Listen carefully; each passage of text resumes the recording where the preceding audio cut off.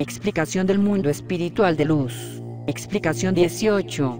Sois los párvulos que venís, ávidos de conocimiento espiritual, ansiosos de espiritualidad y de progreso. A través del tiempo, habéis buscado al Padre dejando, para ello las cosas de este mundo, lo más querido para afirmar vuestra planta con firmeza en el sendero espiritual, y el Señor como galardón os envía su mundo espiritual, para ayudaros a analizar esta obra grandiosa y sublime, obra que comenzará desde el momento mismo que brotasteis del seno amoroso de vuestro Padre. La obra que amáis y practicáis, no data de 1866, ni comenzó con la llegada del Mesías en el segundo tiempo, ni tuvo su principio cuando la promulgación de la ley sobre el monte Sinaí en el primer tiempo. La ley, el verbo, el camino, la vida y la sabiduría que son la esencia de esta obra que tanto amáis, ha estado siempre en el Padre, desde el principio, por lo tanto es eterna y no tiene fin. La mayoría del pueblo de Israel no ha entendido la enorme trascendencia que reviste la partida de la palabra del Señor a través del entendimiento humano, al final del año de 1950, y por lo mismo, no ha alcanzado a prepararse para después de la partida de su manifestación. No alcanza la generalidad del pueblo del Señor a imaginarse la lucha y las pruebas que a grandes pasos se avecina, y es que el pueblo tiene una gran confianza en su Padre, diciendo que el Señor estará antes y después del año de 1950 con su pueblo.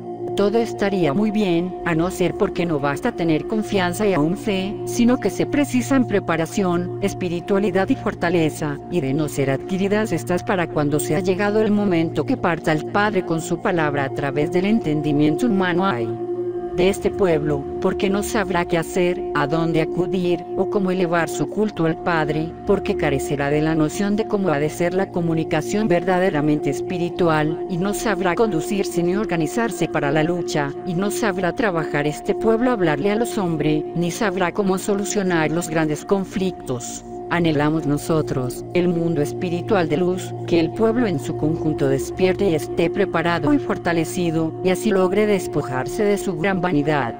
Cada quien de vosotros siente ser grande, dueño de sí mismo, y cree ser un señor en el camino, poseedor de amplio conocimiento y por lo mismo, cree haber alcanzado ya la perfección. Contemplamos diversidad del criterio, de forma de trabajar y de interpretación de las cosas de la obra. Contemplamos innumerables errores, y con los tiempos tocando ya su fin, cuál es el cumplimiento, que unos en espíritu y otros en materia vamos a entregar al Padre. Hermanos, os exhortamos a prepararos y a no caer más en el letargo. No temáis al hombre, temed la justicia divina, temed cometer un error o tener un tropiezo.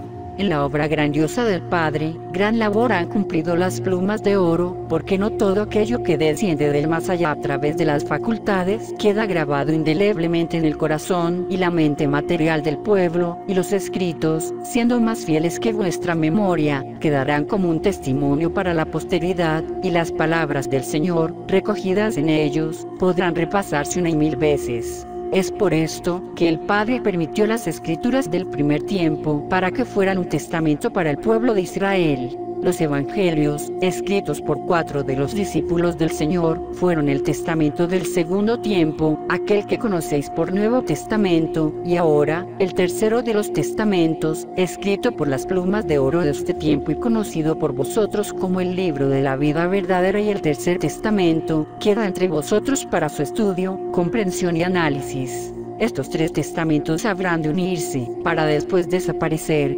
formándose con ellos, el solo testamento de Dios a los hombres, y cuando la esencia, la luz y la gracia de dicho testamento haya penetrado profundamente en el espíritu de la humanidad, entonces, los libros perderán la razón de ser, por lo cual desaparecerán y solamente será la luz del Espíritu Santo la que brilla y vibre en todo espíritu. ¿Cuándo vendrá el tiempo en que los 3 testamentos se unan? No lo sabéis, pero ese tiempo ciertamente llegará. ¿Y cuándo llegará el tiempo en que los libros desaparezcan de la humanidad? Tampoco lo sabéis, pero el tiempo tendrá que venir en que los espíritus sean verdaderos siervos en la comunicación con el Espíritu Santo. Este es el tiempo en el cual se cumplirá aquella profecía del Padre entregada a Joel, y que os dice: en aquellos días, derramaré mi espíritu sobre toda carne y sobre todo espíritu, y profetizarán vuestros hijos y vuestras hijas, vuestros ancianos tendrán sueños y vuestros jóvenes verán visiones. Puede decirse que el vidente tiene un don especial, ya que no precisa desencarnar para contemplar lo espiritual, y su espíritu encarnado puede desprenderse para llegar hasta lo espiritual para recibir los mensajes divinos, los mensajes del más allá, a través de formas y figuras simbólicas, de cosas que le son familiares y que representan grandes cosas divinas, grandes acontecimientos. El vidente, que es llamado justamente profeta, por medio de su elevación penetra en la eternidad, en donde el pasado, el presente y el futuro se funden en un solo tiempo y en un solo instante. Y es en la eternidad donde Dios, que está en todos los tiempos y en todas las cosas, le revela al vidente el futuro que los hombres desconocen, y le descubre el porvenir que los demás no alcanzan a presentir. Aunque debo deciros que la forma en que el vidente contempla la divinidad es muy limitada. Nunca ningún profeta vidente ha alcanzado a contemplar al Divino Espíritu en toda su magnitud. Por eso, el Espíritu Divino se simboliza a sí mismo ya en una paloma que representa el Espíritu Santo, ya en la forma humana de Jesús, ya en una cruz como símbolo de redención, ya en un cordero símbolo de sacrificio y mansedumbre. Todas estas son formas alegóricas que aparecen ante los ojos espirituales, formas en las que el Espíritu Divino se limita para poder ser contemplado por los videntes. Mas no es la evidencia la única forma de contemplar las cosas divinas y espirituales. Dios ha dicho que todo ojo pecador y no pecador le verá, por tanto el Espíritu Divino será visto en múltiples formas y por diversas sendas. El espíritu posee muchas potencias y facultades, y a través de todas ellas puede contemplar a Dios. La fe puede ver a Dios, el amor también, el saber le contempla y los sentidos corporales le pueden ver porque, no porque la materia sea humana deja de ser criatura divina, y palpita, siente y vive, tiene atributos dignos de un ser animado e inteligente, ella también es criatura del Señor, y el ser humano también le verá. Nos asombre esto. La materia, así como el espíritu del hombre siempre han visto a su Señor, lo que sucede es que, por falta de conciencia de sí mismo, ha ignorado cuánto le ha visto. Y la materia que en tiempos pasados ha visto al Señor sin darse cuenta de ello, en los tiempos futuros sí le verá y sabrá que le ha visto. ¿Y cómo será esto? Comprendiendo el amor del Padre, comprendiendo y sintiendo su caridad, su sabiduría, su perfección y su luz, reconociendo el Espíritu en sí mismo la grandeza y la perfección con que fue creado, estimando en todo su valor la vida y todo cuanto el Padre ha sembrado en la senda de sus hijos. En ese momento, la parte humana también despertará, abrirá sus ojos y contemplará el esplendor del Padre, y será entonces cuando se cumpla la palabra del Señor y todo ojo pecador y no pecador le vea. ¿Cuántos hay que antes de alcanzar la purificación, en su dolor, en su desesperación y en su llanto, contemplarán por medio de sus sentidos corporales y de sus potencias espirituales el Espíritu universal del Padre, porque tanto el Espíritu como la carne humana han llegado a un gran adelanto y a un grado de evolución?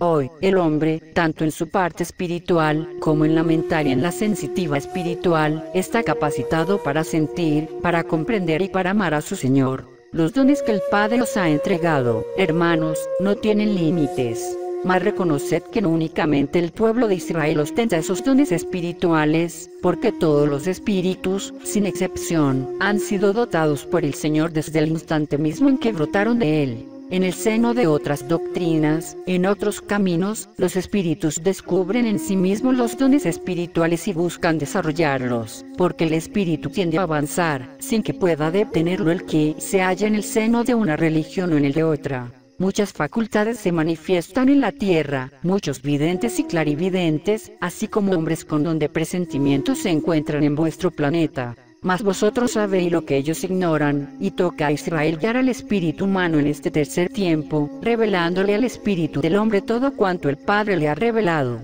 Vosotros ya sabéis quiénes sois, de dónde habéis venido y a dónde vais, sabéis cuáles dones el Padre os ha confiado para su desarrollo, y qué es lo que no debéis tomar por ser ello prohibido. Tenéis la responsabilidad de enseñarle a los hombres, de revelar a los espíritus las grandezas que el Padre os ha revelado.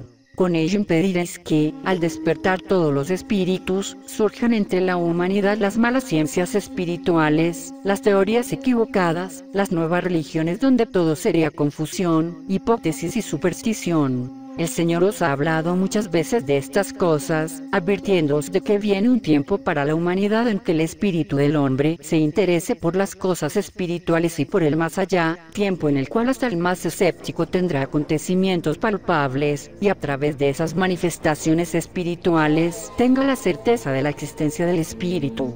En ese tiempo, grandes materializaciones de lo espiritual se llevarán a efecto, que le darán al mundo, por medio de su materialidad, pruebas evidentes que tendrán un profundo sentido espiritual, y que llevarán a los hombres a volver su espíritu hacia el más allá. Entonces, un gran interés se despertará en todos, y de ese interés vendrá, hermanos, el que se formen centros, sociedades investigadoras de lo espiritual, religiones y sectas con nombres y propósitos espirituales. Como fácilmente podéis comprender, hermanos, al enfrentarse la humanidad de golpe a esos hechos, al descubrirse repentinamente ante sus ojos materializado la obra del Padre, el más allá y el espíritu mismo tendrá que experimentar grandes confusiones, grandes desequilibrios. Ante todo esto, vosotros no deberéis permanecer insensibles, vuestro espíritu deberá lanzarse a la lucha, vuestros labios se abrirán, y vuestra mente desbordará pensamientos e ideas, y por medio de la oración, vuestro espíritu clamará por la sabiduría, inspiración y revelaciones para ir en pos de aquellos que confundidos se encontrasen y hablarles.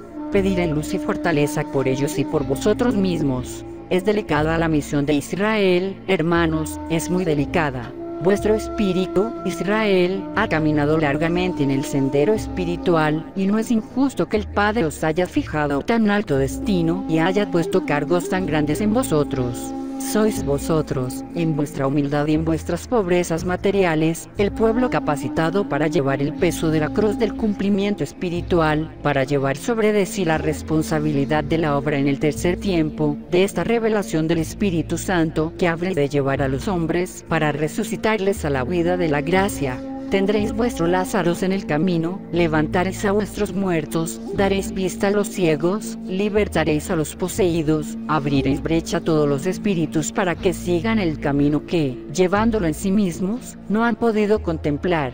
Con el perdón hacia aquellos que os ofendieran, convertiréis a muchos, dándoles ejemplo y fortaleza para emprender todas las luchas en su vida humana, moral y espiritual. Grande es la cruz, sí, más grande también es, Israel, vuestro espíritu. Es este el consejo y la explicación que viene a dejaros en esta alba de gracia, el mundo espiritual de luz. Que la paz del Padre quede con mis hermanos.